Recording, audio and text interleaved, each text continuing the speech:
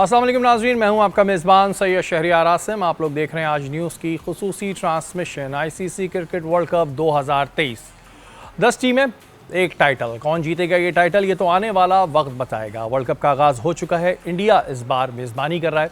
आज न्यूजीलैंड और इंग्लैंड के दरमियान मैच हुआ। न्यूजीलैंड ने टॉस जीतने के बाद पहले बॉलिंग का फैसला किया। इंग्लैंड ने 50 ओवर्स में 282 रन स्कोर किए, 9 खिलाड़ियों के नुकसान पे। जॉय रूट की जानिब से 77 रन स्कोर किए। न्यूजीलैंड ने एक धमाकेदार बैटिंग का मुजाहिरा किया। 36.2 ओवर्स में पूरा हदफ किया, 1 विकेट के नुकसान पे। कॉनवे ने 152 रन बनाए, रचिन ने जो है वो 123 रन स्कोर किए। अगर हम बात करें वर्ल्ड कप के आगाज़ की, तो दोनों टीमें ही बड़ी इंपॉर्टेंट टीम्स थीं और शुरुआत में ही न्यूजीलैंड ने एक बड़ी कामयाबी हासिल की। तज्ज़िये और तबसरों के लिए हमारे साथ मौजूद है नसीम राजपूत। अस्सलाम वालेकुम नसीम भाई। वालेकुम सलाम। पूरे वर्ल्ड कप आपके तज्ज़िये सुनने के लिए लोग बड़े बेकरार हैं और पूरे वर्ल्ड कप आपको हम इंशाल्लाह ताला सुनेंगे। आप टारगेट ही ऐसा देते हैं, उसके बाद संभालना तो पड़ता है ना फिर वहाँ पे। उनके बराबर में मौजूद हैं आतिफ। अस्सलाम वालेकुम। वालेकुम सलाम। आपके भी हम तज्ज़िये लेंगे और जानेंगे कि किस दफ़ा कौन है जो फेवरेट टीम होगी, कौन जाएगा वर्ल्ड कप में। ही हम सिर्फ तज्ज़िया दे सकते हैं, लेकिन ये तो आने वाला वक्त बताएगा। नसीम भाई, अगर हम आज के मैच की बात करते हैं, वर्ल्ड कप 2019 में यही दोनों टीमें फाइनल में थी। अगर हम वर्ल्ड कप की हिस्ट्री देखें तो 50 ओवर्स के मैच में पहली दफ़ा मैच सुपर ओवर में गया था और फिर इंग्लैंड ने टाइटल अपने नाम किया था। आज लग रहा है कि न्यूजीलैंड तो जैसे कोई बदला लेने के लिए बैठी हुई थी। जिस तरह का मैच हमने देखा तो वो बड़ा ही ज़बरदस्त था कि 36 ओवर्स में ही ऐसा लग रहा था कि बिल्कुल ही नई टीम के साथ मैच खेल रहा है। बड़ा ज़बरदस्त आपने लफ्ज़ कहा कि न्यूजीलैंड लग रहा था कि बदला लेने के लिए आए मैदान में, क्योंकि वो जो लास्ट फाइनल खेला गया था लॉर्ड्स में, बेन स्टोक्स वो मैच 1 विकेट से जिता गए थे। उसमें आपको याद होगा धर्मासीना इस वक्त इंटरनेशनल क्रिकेट काउंसिल के सबसे मुस्तनद अंपायर्स में शुमार होते हैं और उन्होंने भी गलती तस्लीम की थी कि मुझे लॉ से आगाही नहीं थी, उस वक्त कानून नहीं समझ सका था। वो जो 1 रन चला गया था, शायद सुपर ओवर में भी मैच नहीं जाता और न्यूजीलैंड टाइटल जीत जाता। तो वो चीज़ दिमाग में चढ़ रही थी। न्यूजीलैंड टीम जब अपने मुल्क गई थी तो उनका चैम्पियंस की तरह इस्तकबाल किया गया था और काफ़ी अरसे तक ये खबरें शह सुर्खियों में रही थी कि न्यूजीलैंड की टीम के साथ ज़्यादती हो गई, नाइंसाफ़ी हो गई। और आज उस नाइंसाफ़ी का बड़ा ज़बरदस्त आउट क्लास किया डिफेंडिंग चैम्पियन को, one of the favourite team England को।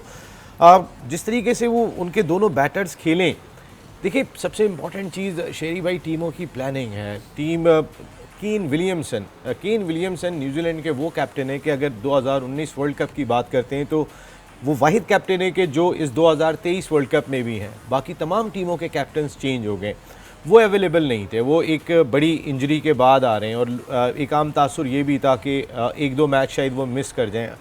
तो उन्होंने रविंद्रा को ट्राई की against Pakistan as a top order batter की। वो एक स्पिनर है, स्पिनिंग ऑलराउंडर है लाइक नवाज़, ऊपर खिलाया। देखिए आपको याद होगा शाहिद खान अफरीदी को भी इसी तरीके से टॉप ऑर्डर में जगह मिली थी जब वो 3 नंबर पे उन्होंने बैटिंग की थी और उसके बाद वो एक स्पिनिंग ऑलराउंडर पाकिस्तान टीम के मुस्तनद टॉप ऑर्डर बन गए थे। सुनील नारायण ने काफ़ी अरसे तक जो है वो वेस्ट इंडीज़ के लिए एज ए ओपनर का रोल प्ले किया था।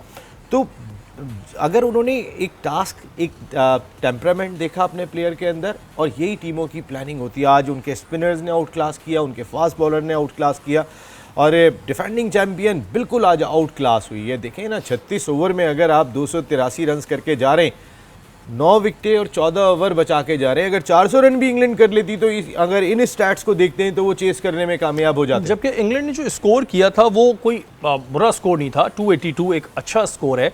देखिए शरी भाई, इन पिचेस के ऊपर आपको 350 से नीचे नहीं सोचना है। अच्छा। देखें आप अगर अपने दोनों मैचेस देखें, हमारे वार्म अप मैचेस, हम पिछले कोई 8 दिन से मौजूद हैं हैदराबाद दक्कन में। हमने दोनों वार्म अप मैचेस वहाँ खेले। हम अपना कल पहला मैच भी वहीं खेलेंगे। श्रीलंका के खिलाफ हमारा दूसरा मैच भी उसी वेन्यू पे। तो पाकिस्तान वो टीम है कि जो एक ही कंडीशन में पिछले 10 दिन से रह रही है। तो अगर उन वार्म अप मैचेस में भी देखेंगे तो दोनों मैचेस में पाकिस्तान की टॉप क्लास बॉलिंग के खिलाफ 340 प्लस रन बने। कोई मैच ऐसा नहीं था कि पाकिस्तान की बॉलिंग ने 300 रन के अंदर महदूद कर लिया हो। तो उस लिहाज से यह 350 की पिचेज है। और यानी कि ये चीज़ जो अमूमन हमारे जहन में पहले के दौर में होता था कि जी 260 का टारगेट एक बहुत अच्छा टारगेट माना जाता था, अब ऐसा कुछ नहीं है। 1992 वर्ल्ड कप था जो हम जीते थे। आज हम 2023 में और इंडिया दुनिया में इंडिया वो वेन्यू है कि जहाँ पर सबसे ज़्यादा 300 रन बने और सबसे ज़्यादा 300 रन चेस हुए हैं, क्योंकि उनकी बड़ी बैटिंग फ्रेंडली पिचेस होती हैं। नंबर 2, उनकी आउटफील्ड आप देखें, एक दफ़ा गेंद निकल गई तो फिर आप पकड़ नहीं सकते उसको, वो इतनी ऐसे ट्रैवल कर रही होती है जैसे बॉल के नीचे स्केट लगे हुए। आउटफील्ड बहुत तेज़ है।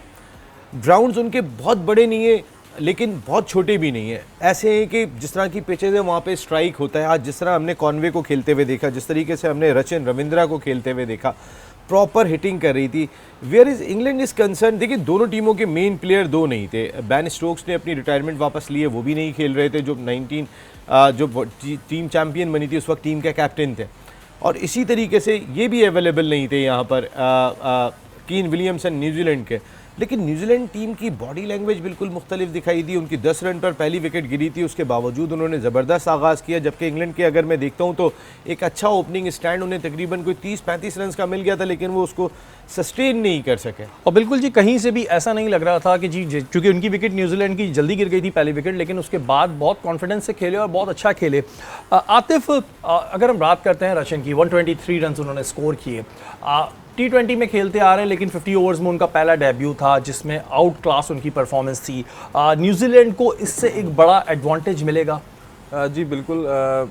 सबसे मेन चीज़ तो मैं ये कहूँगा कि न्यूजीलैंड की जो टीम है वो मेरी खुद की फेवरेट टीम है और केन विलियमसन का मैं बहुत बड़ा फ़ैन हूँ, क्योंकि वो वेरी बिग कैप्टन है। बहुत से ऐसे कैप्टन गुजरे हैं, उसमें से एक केन विलियमसन का एक बड़ा नाम है। वो बहुत मेंटली बहुत स्ट्रॉन्ग है। अगर आप उसकी फील्ड प्लेसिंग देखें, ग्राउंड के अंदर टीम को जिस तरह लेके चल रहा है पिछले 4-5 साल से, बहुत आउट क्लास है।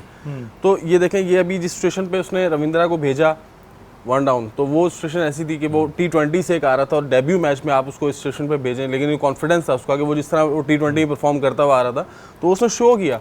और जिस तरह की क्रिकेट ये न्यूजीलैंड ने आज खेली है कि ये आप देखें कि 288 पे जिस तरह आउट किया इतनी बड़ी टीम इंग्लैंड को, तो ये पहला मैच ही होगा शायद वर्ल्ड कप का जिसमें 280 के करीब मैच रन बने, वरना थ्रू आउट जो हो गई, जो 300 प्लस रन करेंगे तो आप सेफ रहेंगे।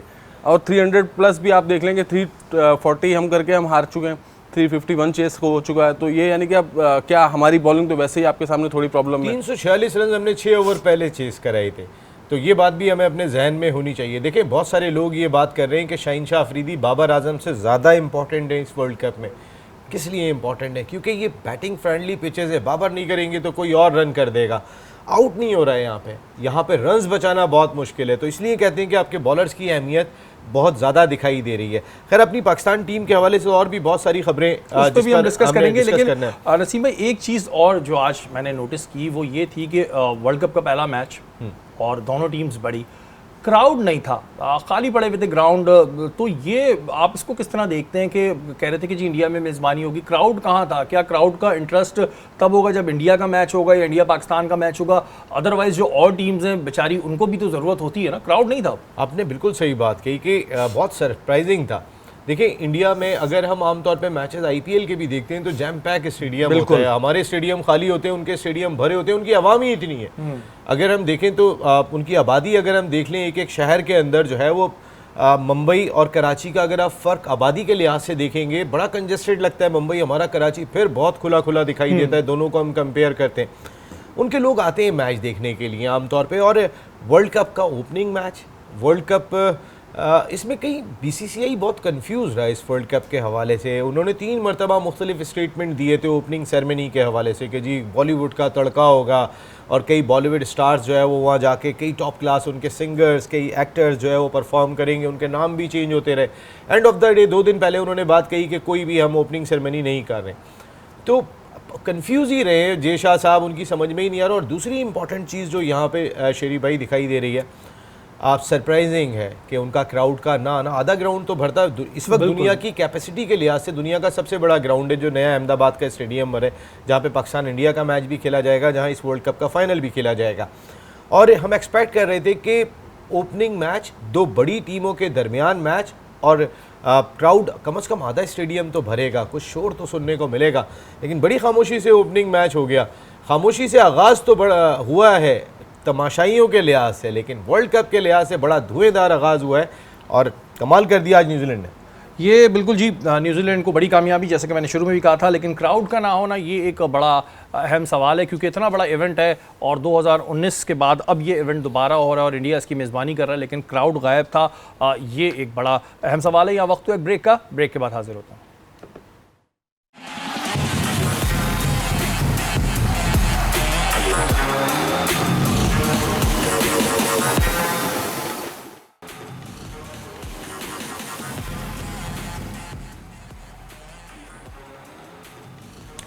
वेलकम बैक नाजरीन, आप लोग देख रहे हैं आज न्यूज़ की खुसूसी transmission ICC cricket world cup 2023। Babar Azam Pakistan cricket team के कैप्टन ने कुछ वीडियो पैगाम जारी किया है कल के मैच के हवाले से। आइए आपको दिखाते हैं। जी, ये थे बाबर आजम, आपने इनको सुना और नो डाउट इसमें कोई दो राय नहीं है कि जिस तरह इंडिया की आवाम ने पाकिस्तान का वेलकम किया है वो बड़ी खुशाइन बात है। लेकिन बाबर चाह रहे थे कि जी पाकिस्तान की भी ऑडियंस हो तो बड़ा अच्छा है। नसीम भाई अपनी बॉलिंग से मुतमईन नज़र आ रहे हैं बाबर, लेकिन वो इस बात को बिल्कुल मान रहे हैं कि पिचेस गुड हैं, बैट्समैन के लिए अच्छा है, अगर टिक जाएंगे तो फिर वो लंबा जा सकते हैं। और ऑडियंस ने नो डाउट बहुत अच्छा एक वार्म वेलकम किया। ये तो अच्छी चीज़ है कि ऑडियंस ने आपको वार्म वेलकम किया। पाकिस्तान क्रिकेट टीम 7 साल के तवील अरसे के बाद इंडिया के टूर पे गई है। इनमें बेशतर खिलाड़ी ऐसे हैं कि जो इंडिया गए ही नहीं, या ओडीआई जो है वो तकरीबन कोई 11 साल के बाद खेला जा रहा है पाकिस्तान और इंडिया के दरमियान, इंडिया की सरजमीन पर जो खेला जाएगा। या पाकिस्तान टीम ओडीआई जो कल खेलेगी इंडिया की सरजमीन पर वो 11 साल बाद खेलेगी। हैदराबाद दक्कन में पाकिस्तान टीम ने आखिरी मरतबा ओडीआई मैच 1987 में खेला था। तो उस लिहाज से अगर हम देखते हैं तो पाकिस्तान को अच्छा वार्म वेलकम मिलना। बाबर आजम बड़ा नाम है, शहंशाह अफरीदी को सारी दुनिया देखनी चाहती है, लेकिन बाबर आजम जिस तरह पहले बात कर रहे थे उसी तरह कॉन्फिडेंट दिखाई दिए। मैं अगर बाबर आजम ये पैगाम दे रहे थे, अगर वो प्रेस कॉन्फ्रेंस में ये बात करते तो शायद बहुत सारे सवालात खड़े हो जाते हैं कि आपका लोअर मिडिल ऑर्डर क्या है, आपका लोअर मिडिल ऑर्डर ने कितने मैचेस जिताए। आपको पिछला मैच ऑस्ट्रेलिया के खिलाफ याद होगा, बाबर आजम ने 54 गेंदों पे 90 रन स्कोर किए और वो रिटायर्ड होके गए। और बाकी बैटर्स जिसमें नवाज़ शामिल थे, जिसमें आपके आगा सलमान शामिल थे, कई बैटर्स थे, उन्हें रना बॉल रन्स करने थे, वो नहीं कर सके थे। और पाकिस्तान को 15 गेंदों पे 15 रन दरकार थे, हम 14 रन से मैच हार गए थे क्योंकि हमारे विकेट गिर गए। उस पर तो नसीम भाई मीम्स भी बन गए थे कि ऐसे रिटायर्ड होकर गए जैसे पीछे 3 जावेद मियांदाद और ब्रैडमैन बैठे हुए, इस तरह रिटायर्ड हो गए। बाबर ये जो फैसले कर रहे हैं, हमारी टीम को जीत की बहुत ज़रूरत थी, चाहे वार्म अप मैच है। बिल्कुल, बाबर को जाने की ज़रूरत नहीं थी, बाबर फिनिश कर रहे थे। हमें देखे ना, आप फड्डे कहाँ से शुरू हुए थे, जब हारना शुरू हुए थे, जब तक जीत रहे थे सब गुडी गुडी था। लेकिन शरीफ भाई, अब मैं आपको एक बड़ी इंपॉर्टेंट खबर देने के लिए जा रहा हूँ आज की तारीख की, हैदराबाद दक्कन से। देखिए, आपको याद होगा एशिया कप में खबरें आई थी ड्रेसिंग रूम के माहौल की कि बाबर आजम तकरीर कर रहे थे तो शहंशाह अफरीदी बोले थे। देखिए, शहंशाह अफरीदी इक्वली बिग प्लेयर, अगर वो बात कर रहे हैं, उन्होंने कोई कप्तान से बदतमीज़ी नहीं की थी। आर्ग्यूमेंट बड़े प्लेयर्स में आपस में ड्रेसिंग रूम में हुआ, ये कोई बड़ी खबर नहीं थी, ये एडजस्ट हो जाता। बाबर चले गए थे शाहीन की शादी में, आपस में दोस्ती अंडरस्टैंडिंग सब है। लेकिन इस वक्त एक बड़ा मसला हैदराबाद दक्कन में जो पाकिस्तान क्रिकेट टीम का दिखाई दे रहा है, वो पाकिस्तान क्रिकेट के 2 बड़ों का एक दूसरे के सामने आके खड़े हो जाना है। उनमें डायरेक्टर क्रिकेट मिकी आर्थर, उनकी सोच, उनकी अप्रोच से सभी वाकिफ़ हैं। दूसरे Inzamam ul Haq chairman selection committee वहाँ पहुँच गए। हमारी इत्तलात के मुताबिक दोनों के दरमियान पहले भी आर्ग्यूमेंट होता रहा, इसको खेलना चाहिए, इसको नहीं खेलना चाहिए, इसको खेलना चाहिए, इसको नहीं खेलना चाहिए, इसको शामिल करते हैं तो बेहतर होगा। देखिए, 2019 वर्ल्ड कप की एग्जाम्पल हमने शायद हमें किसी को याद नहीं है। इंज़माम उल हक साहब उस वक्त भी चेयरमैन सिलेक्शन कमेटी थे और उन्हें ज़बरदस्ती वापस भेजा गया था कि आप टीम के मामलात में मुदाखलत ज़्यादा कर रहे हैं। और उसके बाद पाकिस्तान ने 5 मैचेस ऑन अ रो जीते थे, हम सेमीफाइनल में नहीं पहुंचे थे। वो तो इंडिया जानबूझ के हार गया था उस वक्त इंग्लैंड से, तो हम नहीं पहुंच सके थे। लेकिन अब पाकिस्तान ने उनके जाने के बाद ऑन अ रो परफॉर्म किया। फिर चेयरमैन सिलेक्शन कमेटी का काम 16 रुकनी टीम बनाकर दे देना है। वो 11 रुकनी टीम पे मुदाखलत नहीं करते हैं, वो कैप्टन और टीम मैनेजमेंट जो होती है वो उनकी स्वाबदीद होती है। पहले भी ये मसाइल पैदा हुए। आपको याद होगा जब 2019 वर्ल्ड कप के सेमीफाइनल में उस वक्त के प्राइम मिनिस्टर 1992 वर्ल्ड कप के की ट्रंप के कप्तान, उन्होंने एक पैगाम दिया था टीम मैनेजमेंट को। उन्होंने कहा था कि मेरा फार्मूला हमेशा ये रहा है कि टॉस जीतो तो पहले बैटिंग कर लो ताकि बोर्ड पे स्कोर सजा लो। लेकिन आप वहाँ पे कंडीशन देख रहे हो, आप देख के फ़ैसला करना। सरफराज अहमद की गर्दन पतली थी, छुरी चल गई, ना इंजमाम पे चली ना किसी पे चली। उस वक्त बाकी टीम मैनेजमेंट में सरफराज भी थे, वहाँ पे मिकी आर्थर भी थे, वहाँ इंजमाम उल हक भी थे 2019 वर्ल्ड कप में। वहाँ पे डिसीजन सब ने मिलकर ये लिया कि हम पहले बैटिंग नहीं कर रहे हैं, हम पहले फील्डिंग करेंगे। मैच भी हार गए। जब वापस आए थे ज़बरदस्ती यहाँ से गर्दन से पकड़ के सरफराज अहमद से आपने इस्तीफ़ा लिया था कप्तानी जो उनकी ख़त्म हुई थी। जाके बैठ के कहा था कि या तो इस्तीफ़ा दो वरना जो है वो हम तुम्हें टीम में भी नहीं रखेंगे। उसने कहा मैं इस्तीफ़ा नहीं दूंगा, टीम में नहीं रखो, क्योंकि मैं क्या लोगों को जाके जवाब दूंगा, मैं टीम नंबर 1 है और मुझे इस्तीफ़ा देना पड़ रहा है। तो उन्होंने जो है वो इनकार कर दिया था इस चीज़ से। आज फिर हम उस चीज़ को दोहरा रहे हैं, आज उसी तारीख को दोबारा दोहरा रहे हैं। हमें इंजमाम को भेजने की ज़रूरत क्या थी? मिकी आर्थर एक डिफरेंट तबीयत के मालिक हैं। मिकी आर्थर का इससे ज़्यादा कोई स्टेक दिखाई नहीं दे रहा कि उनकी क्योंकि उनका ना कोई पसंदीदा खिलाड़ी है, ना उनकी कोई पसंद ना पसंद है। इंजमाम की पसंद ना पसंद हो सकती है, बाबर आजम की पसंद ना पसंद हो सकती है, उनकी कोई पसंद ना पसंद नहीं है। वो अपने इस साख को बेहतर बनाने के लिए डिसीजन लेंगे। इंजमाम बहुत बड़ा नाम है, लेकिन इंजमाम एक एक्सपीरियंस हम 2019 में कर चुके हैं। फिर चेयरमैन सिलेक्शन कमेटी का काम ये नहीं है कि 11 रुकनी टीम बनाए। आज थोड़ी सी सर्द जंग का आगाज़ है। शहरी भाई, अल्लाह ना करे कल हम जीत जाते हैं, श्रीलंका और इंडिया के मैच में कोई 19-20 हो गया, आपको वो खबरें सुनने को मिल रही होंगी कि उसके बाद संभालना भी जो है वो मुश्किल हो जाएगा। और ये एक बड़ी खतरनाक चीज़ होती है, जैसे कि नसीम भाई ने बताया कि जो सिलेक्शन कमेटी के चेयरमैन होते हैं उनका ये काम नहीं होता कि अब वो इस पे जाके पसंद करेंगे, यार ये बंदा है इसको खिला लो, ये बंदा इसको खिला दो। जिस बंदे का जो काम है अगर वो करे बेहतर है। सिलेक्शन के हवाले से भी अभी हम बहुत सारी बातें करेंगे कि जो सिलेक्शन हुई है टीम की, क्या वो सही थी, क्या इसमें बेहतरी हो सकती थी। लेकिन यहाँ वक्त तो एक ब्रेक का, ब्रेक के बाद हाजिर होता हूँ।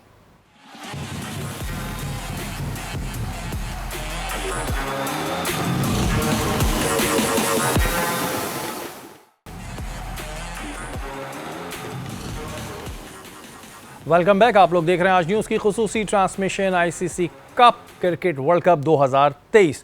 अहमद शहजाद ने हमारे नुमाइंदे अकील अहमद से कल के मैच के हवाले से बात की है। आइए आपको पहले वो दिखाते हैं।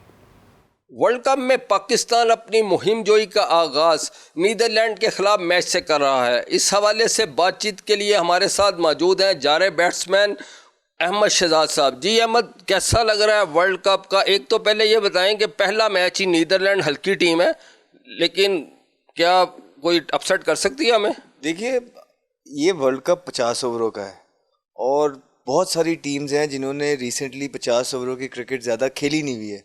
अगर आप देखें पिछले 2-3 सालों से, इनफैक्ट 4 सालों से सिर्फ T20 क्रिकेट हो रही है, तो उसके लिए टफ तो है और कोई भी टीम जो है ना गिवन डे किसी भी टीम को अपसेट कर सकती है। जहाँ तक पाकिस्तान की बात है, आई थिंक अच्छा है कि पहला थोड़ा सा हल्का मैच है कि थोड़ा सा एक रिदम में आ जाए, कॉम्बिनेशन सेट हो जाए और मैच जीत जाए। बिकॉज जिस तरह का अभी एशिया कप से डिफीट मिली है, उसके बाद 2 प्रैक्टिस मैचेस में डिफीट मिली है जो बहुत इंपॉर्टेंट थे आई थिंक, तो वो एक जो विनिंग कॉम्बिनेशन होता है या विक्ट्री का टेस्ट होता है वो थोड़ा दूर है। अच्छा है कि नीदरलैंड के खिलाफ जो है ना ये अच्छी परफॉर्मेंसेस दें, मिलके खेलें, ताकि एक अच्छे रिदम के साथ बड़ी टीमों के अगेंस्ट खेलें। अहमद, बिल्कुल आप ठीक कह रहे हैं। फॉर्मेट मुख्तलिफ है। T20 वर्ल्ड कप में ना नीदरलैंड ने जनूबी अफ्रीका को हराकर पाकिस्तान की राह हमवार की थी सेमीफाइनल तक। क्या उन्होंने तो वहाँ पर तो अपसेट ही कर दिया था, जिस तरह आप कह रहे थे कि अपसेट हो सकता है, तो शहीनों को क्या मशवरा देंगे आप? देख, मशवरा कुछ भी नहीं है शहीनों को। मेरे ख्याल से ये है कि उनको पता है कि कितना इम्पोर्टेंट वर्ल्ड कप है ये उनके लिए भी और मुल्क के लिए भी। तो वो तो किसी भी चीज़ को हल्का नहीं लेंगे, अपना बेस्ट तो ज़रूर देंगे वो। और दूसरी बात ये है कि एक चीज़ जो थोड़ी सी कंसर्निंग है वो ये है कि अगर आप इंडिया के देखेंगे तो उनके जो सारे तगड़े मैच हैं वो शुरू में ही हैं और जो थोड़े से हल्के मैच हैं वो एंड में हैं। तो इससे होता ये है 50 ओवर के फॉर्मेट में बहुत इंपॉर्टेंट होगा इनका फिटनेस लेवल भी। तो जब तगड़े मैच शुरू में हो जाएं तो आप अपना बेस्ट दे देते हैं ताकि एंड में थोड़ा सा रिलैक्स हो जाएं। जब शुरू में आप अपना बेस्ट इन टीमों के ख़िलाफ़ भी देने लग जाएंगे और फिर एंड में जब जाएंगे और जो बड़ी टीमों के ख़िलाफ़ आपके मैचेस होंगे वहाँ पे आपकी फ़िटनेस लेवल बहुत टेस्ट होने वाली है। तो बिल्कुल ठीक कह रहे हैं आप कि नीदरलैंड ने साउथ अफ्रीका को हरा के पाकिस्तान को फाइनल में तो पहुँचा दिया था, लेकिन Pakistan is a too good team के वो नीदरलैंड से हारे, अनलेस के बहुत ही कोई बुरा दिन ना हो। जी बहुत शुक्रिया, आपने अहमद शहजाद की गुफ्तगू सुनी। वो कह रहे हैं कि पाकिस्तान के लिए ये अच्छा साइन है कि एक नीदरलैंड हल्की टीम है उससे अपनी फतह का आगाज़ करें। और जहाँ तक बात है, ये वर्ल्ड कप बड़ा तवील वर्ल्ड कप है, इसमें फ़िटनेस का इम्तहान होगा और जो टीम ज़्यादा फिटनेस साबित करेगी वही इसमें आखिर तक चलेगी और वो मैदान से सुरखरू होकर निकलेगी। जी ये तो अहमद शहजाद। और कहा यह जा रहा है कि नीदरलैंड जो है वो हल्की टीम है, लेकिन अगर मैं चीज़ को देखता हूँ कि वर्ल्ड कप में अभी हम किसी भी टीम को इस तरह हल्का नहीं कह सकते। और नीदरलैंड ने जो किया था लास्ट टाइम, जो अपसेट किया था, तो इस वजह से पाकिस्तान डेफिनेटली इसको इतना ईजी लेके नहीं खेलेगा। आतिफ, अगर हम बात करते हैं पाकिस्तान टीम की सिलेक्शन के हवाले से, तो उस पर भी बहुत सारे सवाल उठे थे। फिर नसीम भाई ने एक बड़ा बॉम्ब जो है वो फोड़ा है कि जो मिकी आर्थर है और इंजमाम वो एक पेज पे नहीं है। सिलेक्शन के हवाले से क्या आप समझते हैं जो टीम गई है इसकी सिलेक्शन सही थी, और जो ये प्रैक्टिस मैचेस में जिनको चांस दिया गया और जिनको नहीं दिया गया इस हवाले से बताइएगा। देखिए अब तो टीम चली गई है वर्ल्ड कप खेलने के लिए, अब तो हमारी दुआएं इनके साथ हैं, बस जो बेस्ट से बेस्ट हो सकता है वो करें। लेकिन जो माहौल चल रहा है उस चीज़ को देखते हुए थोड़ी टेंशन तो अब बन रही है। जिस तरह नसीम भाई ने एक चीज़ बहुत बड़ा एक जो है वो लाएँ उसको मैटर को कि यार ये होना है कि अगर एक पेज पे नहीं है मैनेजमेंट तो फिर कप्तान भी एक पेज पे नहीं होगा तो फिर टीम के अंदर प्रॉब्लम रहेगी। और जिस तरह आपने देखा कि दोनों जो साइड मैच हुए हमारे, उस मैचेस में आप परफॉर्मेंसेस भी देख लें और देखें आपकी टीम सिलेक्शन भी कहाँ है। तो प्रॉब्लम तो ये 2 प्रैक्टिस मैचेस से ही नज़र आ गई है। अब अल्लाह करे जो हमारा वर्ल्ड कप कल का पहला मैच है और जिस तरह की नीदरलैंड टीम है कि वो हल्की टीम कोई भी नहीं, देखें वर्ल्ड कप खेलने आई हुई टीम तो वो हल्की टीम उसको नहीं कहेंगे। जो बेस्ट दिन के ऊपर है कि जो बेस्ट करेगा वो टीम वो मैच जीतेगी। तो सिलेक्शन कमेटी के हवाले से मैं ये तो बात करूँगा, देखें कि हारिस रऊफ़ बहुत एक्सपेंसिव रहे दोनों मैचेस में, किसी बॉलर की कोई बॉलिंग नहीं। जिस तरह बाबर ने कहा कि मैं सेटिस्फाई हूँ अपनी मिडिल ऑर्डर बैटिंग से और अपनी बॉलिंग से, तो कहाँ सेटिस्फाई है भाई? दोनों मैच तो आप हार के बैठे हुए हैं और दोनों मैचेस की आप परफॉर्मेंस तो देखें आप। और सबसे मेन चीज़ ये है कि आप दूसरा मैच शायद जीत सकते थे, शायद क्या, और 100% जीत ही रहे थे। तो बाबर का वहाँ बाहर जाना, फिर साउथ शकील को बारी नहीं देना, तो ये बहुत सारी चीज़ें सवालात हैं देकर देखा जाए तो। नसीम भाई आप क्या कहते हैं जी? बड़े सवालात तो वैसे ही जन्म ले रहे थे सिलेक्शन पे। अब वो आतिफ की बात ठीक है, अब तो जो चला गया वो चला गया, उनके लिए दुआ करना है। कहीं मिस्टेक नज़र आ रही है आपको? क्योंकि 2 वार्म अप मैचेस में भी हमने बहुत कुछ देखा और बहुत कुछ सीखा, और फिर ये जो आपने ब्रेक से पहले बॉम्ब फोड़ा था वो नाजरीन तो सुनना चाहेंगे कि भाई 2 बड़े अगर इस तरह एक पेज पे नहीं है तो फिर क्या होगा वर्ल्ड कप में? देखिए जाना ही नहीं था इंजमामुल हक को, ज़्यादा बेहतर तो यही होता। एक एग्जाम्पल हम ले चुके हैं 2019 वर्ल्ड कप में। लेट्स जो भी होता, देखें बाबर आजम इंजमाम के बहुत करीब हैं। जिस तरह इमामुल हक और बाबर आजम बहुत अच्छे दोस्त हैं, उनके चचा की तरह अहमियत रखते हैं, उनका कैरियर इनके सामने परवान चढ़ा है, तो बिल्कुल एक चचा वाली इज्जत है बाबर की नज़र में इंजमाम की। तो अगर इंजमाम कोई पैगाम देना भी चाहते थे तो बाबर एक अथॉरिटी का नाम है, उनके थ्रू भी दे सकते थे। कोई भी चीज़ अगर वो करवाना चाहते थे, ज़रूरी नहीं था कि वो वहाँ जाके बैठें, वो टीम के ट्रेनिंग सेशन के ऊपर नज़र आए। वहाँ टीम मैनेजमेंट, एक आदमी ब्लैक टी शर्ट पहन के बैठा हुआ है, बाकी तमाम के तमाम पाकिस्तान टीम की टी शर्ट पहने हुए, क्योंकि वो नहीं पहन सकते पाकिस्तान टीम की शर्ट उस जगह पर।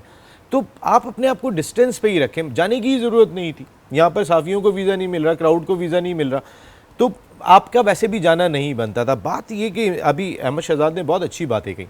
देखिए ये खुशकिस्मती भी कह सकते हैं ऐसे वक्त में कि पाकिस्तान को नीदरलैंड का पहला मैच मिल रहा है। हम अपने दोनों वार्म अप मैचेस हार गए और 340 रन आपकी बॉलिंग बनवा रही है दोनों मैचेस के अंदर, फिर हम एशिया कप के बाद आ रहे हैं। हमें एक आध मैच जीतना चाहिए था। अगर बाबर आजम वो मैच जिताने के लिए जाते हैं जहां उन्होंने 90 रन 54 गेंदों पे किए थे अगेंस्ट ऑस्ट्रेलिया, तो रन बॉल वो खुद ही खत्म करके आते। लेकिन उन्होंने बाकियों को छोड़ा। जो अभी आप कह रहे थे पीछे कौन से जेफ बायकॉट बैठे हुए थे, ब्रैडमैन सर बैठे हुए थे कि आपने उनके ऊपर छोड़ दिया।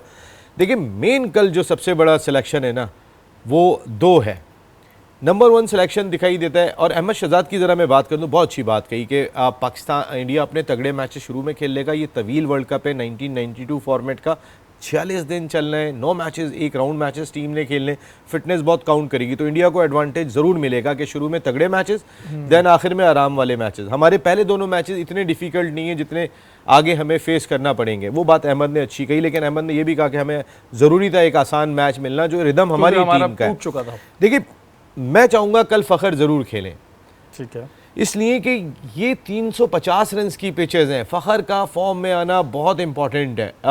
फ़खर वो हमारा प्लेयर है कि जो 350 से 400 रन तक भी ले जाने की सलाहियत रखता है इन पिचेस के ऊपर। और रमीज़ राजा कह रहे थे कि हम 400 रन करें, ये तो 400 भी चेस सेफ़ नहीं लग रहे इस बॉलिंग के सामने।